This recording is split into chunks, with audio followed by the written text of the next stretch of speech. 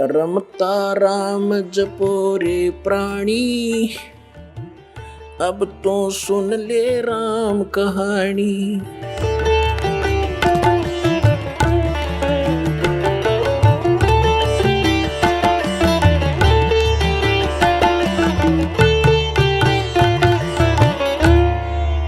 परमात्मा हमें याद दिलाते हैं कि ये मनुष्य जीवन बच्चों बड़ा मुश्किल से मिलता है, और मनुष्य जीवन मिलता है तो इसमें कुछ सुविधाएं भी अधिक होती हैं, इसमें कुछ बुद्धि भी एक्स्ट्रा होती है। हम उस बुद्धि को जहाँ प्रयोग करना था वहाँ प्रयोग ना करके हम इस काल के इसी लोक में हम वो आइटम संग्रह करने में लगे रहते हैं जिनको हमने यहाँ छोड़कर जाना होता है। बुद्धिमान व्यक्ति उन वस्तुओं को विदेश में कभी संग्रह नहीं करता जिनको वो अपने स्वदेश नहीं ले जा सकता। उसका यूज क्या, बेमतलब पैसे खर्च कर वहां दर के आने का। तो ऐसा काम वही कर सकता है जो कति अज्ञानी हो। अपने आत्मा हम सबको मालूम है कि हम जो भी कोठी बंगले संपत्ति इसको इकट्ठा करने में आजीवन लगे रहते हैं, ये हमारे साथ नहीं जाती। और जो वस्तु साथ जानी है उसकी तरफ हमारा ध्यान विशेष नहीं, और किसी पुण्यात्मा की पूर्व जन्म की प्रेरणा अत्यधिक है, वो चलता है परमात्मा के पाने के लिए, तो काल ने जगह जगह पर ये काल के दूत संत बैठा रखे हैं। कोई गुफा में बैठा है, कोई गांव के गोरे धूना लाए बैठा है, कोई कहीं खड़ा है, कोई कहीं आश्रम बना करके गुमराह किए हुए हैं। तो काल ने उनका वैसे जीवन यूं नष्ट करवा देना है। तो इस सारी समस्या का समाधान करने के लिए, अपने बच्चों को तत्व ज्ञान देने के लिए वो हमारे परम पिता इस काल के लोक में आते हैं। पुण्यात्मा, परमेश्वर ने आके बताया है कि मनुष्य जीवन प्राप्त करके जो नहीं रटे हरि नाम, जैसे कुआं जल बिना फिर बनवाया क्या काम। जिस कुएं में जल नहीं वो कितना ही सुंदर हो, कैसी उसकी बढ़िया कंस्ट्रक्शन कर रखी हो, और जल है नहीं तो उसका नाम कुआं अवश्य है, गुण कूप के नहीं है। ठीक इसी प्रकार मनुष्य जीवन मानव शरीर प्राप्त करके जो प्राणी साधना सत्य नहीं करता उसका नाम मनुष्य अवश्य है, पर काम मनुष्य के नहीं, वो गुण मनुष्य के नहीं। एक सत साधना ना करके चाहे कोई भक्ति भी कर रहा है बोल पुण्यात्मा, उसका भी जीवन व्यर्थ है, और जो भक्ति नहीं करता उसका भी व्यर्थ है। तो इस सब समस्या के समाधान के लिए केवल परमात्मा ही स्वयं आते हैं। वो आकर हमें ज्ञान देते हैं।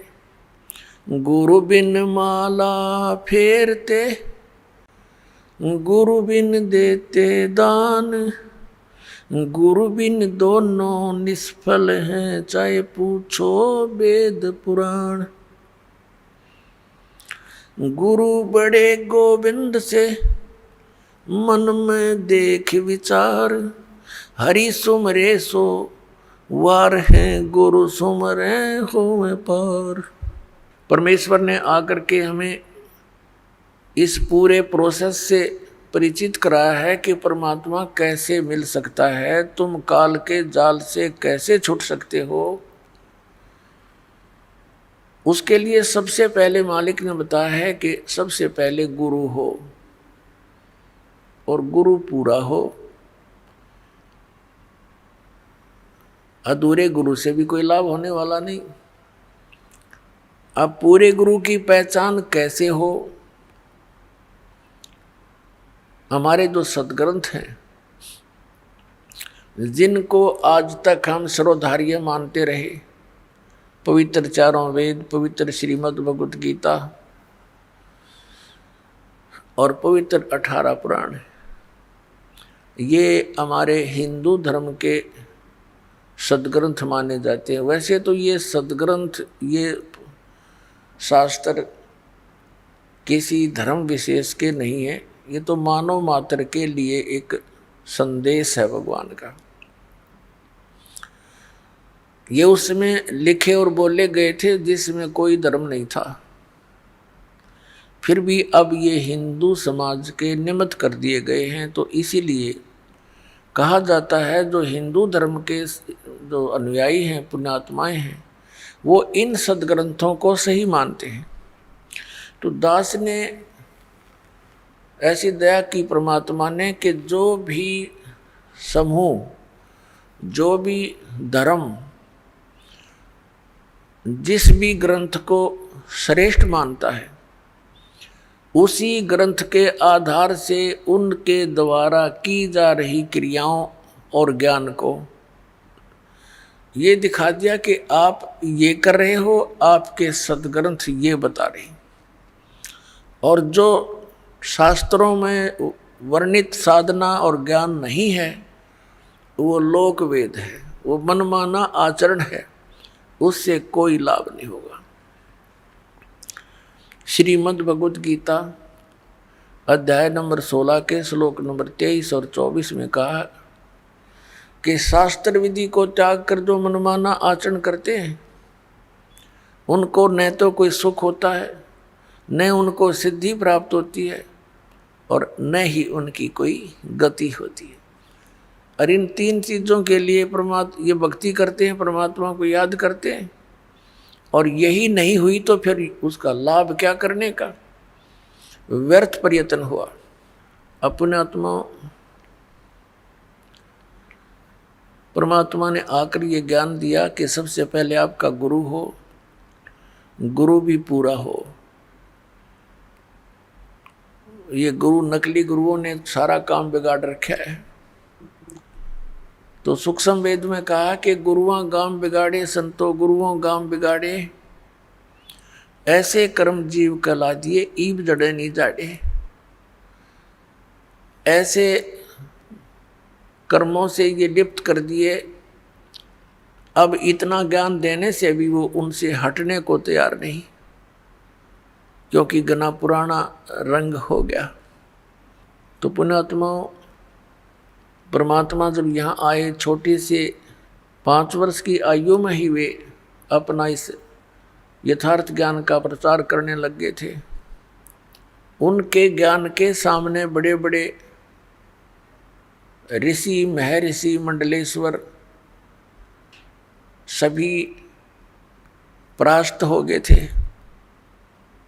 लेकिन इस मन की ऐसी वृत्ति है, सच्चाई का ज्ञान हो जाता है, फिर भी वहाँ से हिलने को तैयार नहीं। एक बार ये दास नगर नगर में, शहरों में सत्संग करने लगे थे। भक्तों ने सब मिलकर के एक स्कीम बनाई थी। सन 2003 में हमारा एक एपिसोड तैयार किया गया था परिभाषा प्रभु की, और उस आस्था चैनल के ऊपर उसको चलाया गया था। वो 6 महीने चला था। ये सभी संत और पंथ बौखला गए। इन्होंने उस आस्था चैनल के मालिक को इतना दबाव दे दिया कि इस प्रोग्राम को बंद कर दे, नहीं तो हम अपने सभी प्रोग्राम वापस ले लेंगे। ये तो अंडरस्टूड है, ये जहाँ ये चलेगा उनका तो चल ही नहीं सकता, फिर कोई सुना है कोई नहीं उनने। तो उसने मजबूर हो करके हमारा प्रोग्राम बंद कर दिया। समस्या आई भी, परमात्मा का संदेश उसके बच्चों तक जाना था, निकाल के दूता ने टांग अड़ा दी। फिर नगर नगर में स्कीम बनाई, नगर नगर में जाकर प्रचार करें, पुस्तक बांटें और सीडी बना कर दें। ये कार्यक्रम शुरू किया तो उसमें भी विरोध पैदा कर दिया। नगर नगर में फिर झगड़ा करने के लिए आने लग गए। तो जब ये दास ये ज्ञान सुना रहा था, एक बहन आई एक नगर में, एक शहर में, और उस शहर में लोकल जो चैनल होते थे, लोकल जो जैसे केबल सिस्टम होता है, उस पर हम 15-20 दिन पहले सीडी चलवा देते थे उसको दे करके, ताकि शहर शहर के लोग ये परिचित हो जाएं कि हम क्या बताना चाहते हैं। तो उस बहन ने बताया कि मैं टीवी देख रही थी, जल्दी जल्दी चैनल बदल रही थी, संतों के सत्संग सुनने का मुझे बहुत शौक था। किसी का भी सत्संग सुनती थी, 5-4 मिनट के बाद सोचती थी दूसरे के वचन सुनती हूँ, इसमें आनंद नहीं आया। तो ऐसे करते करते आपका ये प्रोग्राम मैंने देखा। एक बार शुरू हुआ तो 1 घंटे की सीडी थी, वो कहने लगी 1 घंटे तक मैं कभी देखूं, कभी मुझे गुस्सा आवे कि ये ब्रह्मा विष्णु महेश के बारे में क्या बोल रहा है, और जब प्रमाण दिखाए जा, क्योंकि मैं उनको पढ़ा करती थी, मुझे याद भी था और मेरे पास वो रखे भी थे। ऐसे करते करते वो सारा कुछ 15-20 दिन तक कंटिन्यूस वो प्रोग्राम देखा उसने।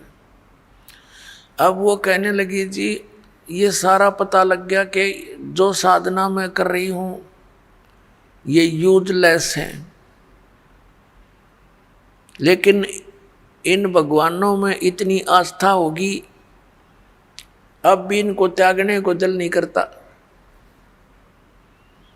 बता, ऐसे रंग गए हम इस रंग में, ये पता लग गया कि इन भक्ति से कोई लाभ नहीं, और आजीवन कर ली, इसलिए उसमें ऐसे रंगे गए। तो आज इस दास के सामने इतनी प्रॉब्लम आई है, लेकिन परमात्मा ने दया करी, अपने बच्चों को शिक्षित कर रखा है। परमात्मा का कोई भी कार्य त्रुटि युक्त नहीं होता।